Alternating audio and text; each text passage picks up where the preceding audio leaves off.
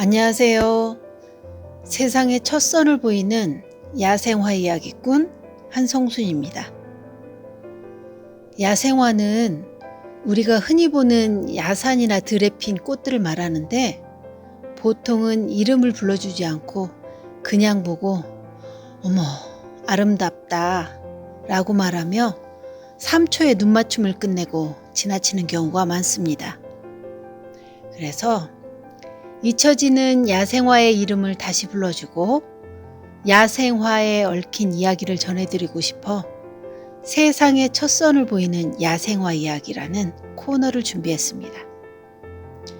우리 꽃 야생화를 소중하게 생각하는 마음으로 꽃들의 이름을 불러주며 생명을 불어넣어주고 싶어 이렇게 용기를 내었습니다.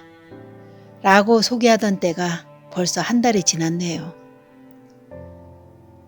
그동안 10여 년 동안 야생화를 촬영한 것이 수십 종이 되어 가는데 바쁘다는 핑계로 일주일에 한 번씩 영상을 소개하다 보니 그동안 찍어 놓은 꽃들이 세상 밖으로 나오길 학수고대 기다리고 있답니다.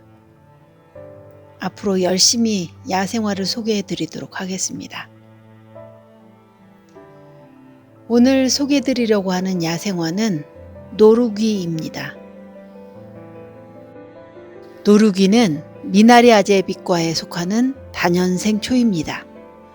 노루귀라는 이름은 털이 돋은 잎이 나는 모습이 노루의 귀 같다고 해서 붙여진 것입니다. 한방에서는 뿌리를 포함한 식물 전체를 약용으로 사용하며 장이세신이라고 부릅니다. 식재료로 활용할 때에는 어린 잎을 나물로 먹습니다. 꽃말은 인내입니다. 두통을 비롯한 치통, 복통 등 각종 통증을 완화하는 데 탁월한 효능이 있습니다. 장을 보호하는 성분이 들어있어 설사 등 장 관련 질환에도 도움이 되고 기관지에도 좋아 기침 등의 증상에도 효과가 있습니다. 노루귀는 어린 잎을 나물로 먹는 것이 일반적입니다. 손질할 때에는 독성이 있는 뿌리 부분을 제거해야 하고 다소 쓴맛이 나기 때문에 끓는 물에 한 번 데쳐내어 쓴기를 빼낸 뒤 요리하면 보다 맛있게 즐길 수 있다고 합니다. 노루귀에 얽힌 전설들을 소개하겠습니다. 옛날 한 청년이 산행을 하다가 포수에게 쫓기던 새끼 노루를 구해 안전하게 집으로 돌아가게 해 주었습니다. 새끼 노루로부터 이야기를 전해들은 어미 노루는 청년을 찾아와 감사의 마음을 전하며 특별한 선물을 하나 주었습니다. 청년의 집 근처에 있는 햇빛이 잘 드는 명당 자리를 알려준 것입니다. 세월이 흘러 청년의 부모님이 돌아가시자 그 자리에 묘를 썼는데 그 후로 집안이 번창했다고 합니다. 부모님 묘의 주변에는 노루귀 모양의 잎을 가진 식물이 자라 청년은 항상 노루가족에게 감사하는 마음을 가지며 살았다고 합니다. 두 번째 이야기는 호랑이를 이겨낸 새끼 노루 이야기입니다. 이른봄 숲속에는 작고 귀여운 흰색의 꽃이 앙증맞은 모습으로 웃고 있습니다. 잎의 모양이 노루의 귀를 닮았다 하여 생긴 이름 노루귀입니다.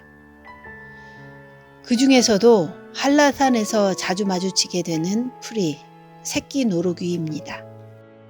새끼 노루귀의 입에 있는 얼룩무늬는 다른 노루귀 종과 구별해내게 해줍니다. 새끼 노루귀의 꽃은 아주 작아서 이와 대비되는 큰 호랑이와 얽힌 재미있는 전설이 있습니다. 늙은 호랑이 한 마리가 조그만 새끼 노루기를 무시하면서 내기를 하자고 했답니다. 숲에서 누가 더 강한지, 그리고 누가 더 오래 살아남는지 말입니다. 내기를 시작한 지 얼마 되지 않아 새끼 노루기는 꽃이 지기 시작했고 열매가 맺히는가 싶더니 간신히 달려있던 열매는 봄이 지나자 결국 땅에 떨어지고 만 것입니다. 설상가상으로 땅에 떨어진 열매는 개미가 물고 사라져 버렸습니다.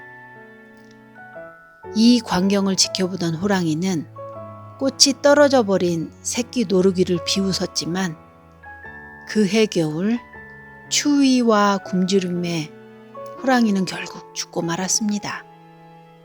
하지만 다음 해 봄, 개미가 물고 갔던 씨앗에서 새로운 새끼 노루기 싹이 올라와 꽃을 피웠습니다.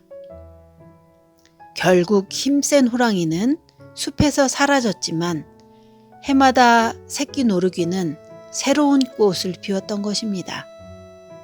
이후로 조그만 새끼 노루기가 큰 호랑이를 이겼다는 전설이 내려오고 있습니다. 살벌하기까지 한 약육강식의 현대 사회에서 이러한 전설은 몇 가지 교훈을 은근히 드러내며 가벼운 웃음을 짓게 합니다.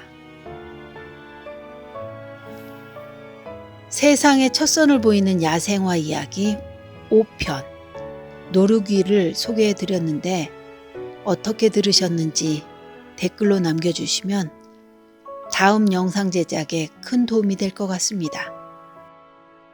감사합니다.